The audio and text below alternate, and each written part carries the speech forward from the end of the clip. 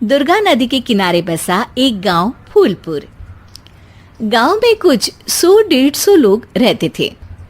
अंजलि, जो कि पास ही के जिले में रहती थी और 12वीं पास कर चुकी थी, उसके पिताजी ने बेटी को जल्दी विदा करने के लिए उसकी शादी फूलपुर गांव के मुकेश से करवा दी थी।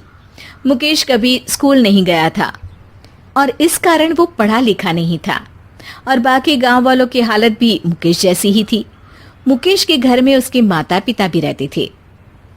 सासू माँ, मैं बाहर मंदिर तक जा रही हूँ, आधे घंटे में आ जाऊंगी। अरे अभी कहीं जाने की जरूरत नहीं है, चुपचाप जाके रसोई में रात के खाने की तैयारी करो। और ये घूंघट क्यों हटा लिया है तुमने? क्या पता नहीं कि इस गांव में औरतें बिना घूंघट के नहीं रहती? रात में अंजलि छत पर जाकर अपनी मम्मी से बात कर रही होती है। तभी गांव की 3-4 औरतें उसे देख लेती है और दरवाजे पर आकर उसकी सास से शिकायत करने लगती है। और क्या हुआ? अरे छत पे तो देखो, आपकी बहू मटक मटक के किसी से फोन पर बात कर रही है। दिन भर फोन पे लगी रहती है। अरे कल तो मंदिर के पास वो क्या कहते हैं, सेल्फी ले रही थी। शहर की बहू रखना अच्छा शान की बात है, पर देखना इसके लक्षण से ये तो तुम्हारे परिवार को बदनाम ना कर दे। ये पहली बार नहीं था जब सास से गांव के लोगों ने अंजलि की बुराई या शिकायत नहीं की हो। अब तो ये रोज की बात थी। अंजलि ये सब सुन लेती है। जब वो नीचे जाती है तो मुकेश भी वहां आ जाता है। सास कहती है, बेटा, लोग घर आकर शिकायत करने लगे हैं बहू के कामों की। देख लो, पति हो, संयम से रखो इसे। माँ जी, मैं तो अपनी माँ से बात कर रही थी, क्योंकि यहाँ कोई बात करने लायक ही नहीं है और अब मैं माँ के पास ही रहूंगी। वहाँ क्या रहना, वहाँ बाहर के लोग तो ठीक है, पर घर के लोग भी इज्जत ना दे सके। अरे नहीं नहीं अंजलि, ऐसा नहीं है, धीरे धीरे सब ठीक हो जाएगा, तुम फिक्र ना करो।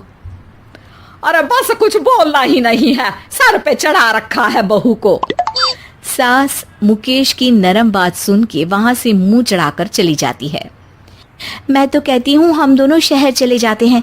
मैं पढ़ी लिखी हूँ, मुझे वहाँ नौकरी भी मिल जाएगी और थोड़े दिनों में आप भी वहाँ कुछ काम ढूंढ लेना।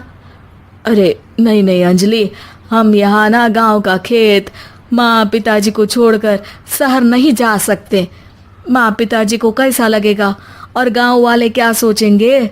ये कहकर मुकेश सोने चला जाता है और अंजलि की गांव वालों द्वारा बुराई का सिलसिला बहुत दिनों तक चलता ही रहता है। लेकिन अंजलि गुस्सा ना दिखाते हुए समझदारी से काम लेती है। बारिश का मौसम चालू हो जाता है। जोरदार बारिश से पूरे गांव में हाहाकार मच जाता है। दुर्गा नदी में बाढ़ आ जाती है और बाढ़ का पानी पूरे गांव की फसल तबाह कर देता है। फसल की ये हालत देखकर गांव वाले निराश हो जाते हैं और बात तो यहाँ तक पहुँच जाती है कि कुछ लोग तो अंजलि को इस सब का दोषी ठहरा देते हैं। अरे पूरी फसल तबाह हो गई, पता नहीं किसकी नजर लग गई है। अरे जब से चौधरी परिवार में ये शहर की बहू आई है ना, तब से ही गांव की शांति चली गई है। इसके कर्म कांड से माँ दुर्गा नदी भी खुश नहीं है। ये सब सुनकर बेचारी अंजलि रोते हुए अपने घर चली जाती है। कुछ दिन बाद सभी गांव वाले अपनी फसल का मुआवजा लेकर अपने अपने घर आते हैं। मुकेश भी 1500 लेकर आता है। अंजलि को जब पासबुक दिखाता है तो अंजलि हैरान हो जाती है। अरे, ये पासबुक में तो उन्होंने 4000 की एंट्री करी है और आपको सिर्फ 1500 दिए। सच में? अरे वो सरकारी अफसर आपको बेवकूफ बना रहे हैं। सरकार की तरफ से हमें 4000 मिले हैं, लेकिन बाकी का सारा पैसा खुद ही खा रहे हैं। आप लोग के अनपढ़ होने का फायदा उठा रहे हैं।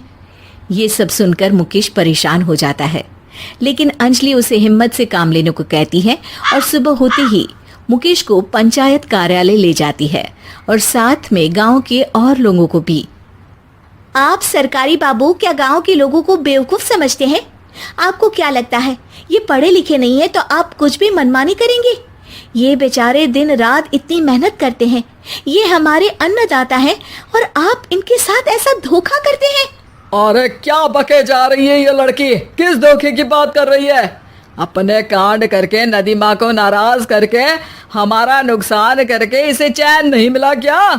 सरपंच जी, इन सरकारी बाबू ने मुझे बेवकूफ बनाया है और मेरे हिस्से के पैसे खुद चट कर गए।